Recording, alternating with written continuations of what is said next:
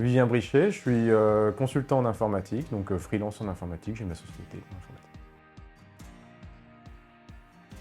Je suis venu à Elite Investor dans un premier temps plutôt pour le private equity que j'ai commencé récemment et sur lequel je n'ai pas encore d'expertise.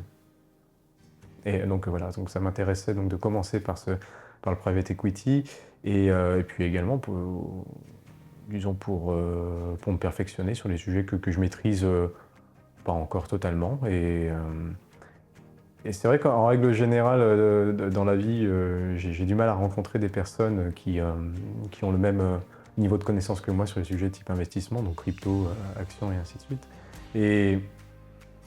Et au final, donc à cet événement, j'ai rencontré des gens, je me suis rendu compte que finalement j'étais un petit poisson dans la mare, alors que j'avais l'impression, en règle générale, d'être un gros poisson parmi les... Voilà. Pour ma part, ça n'a pas été forcément une intervention auquel j'ai pu assister, mais plutôt une conversation que j'ai pu avoir avec Stéphane.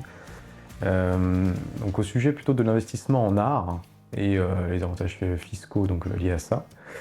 Et pour ma part, de base, je ne suis pas forcément quelqu'un qui a une grosse appétence, mais j'ai compris l'intérêt qu'il y avait et je suis pratiquement certain que dans les années à venir, je vais m'y intéresser plus fortement. Ouais.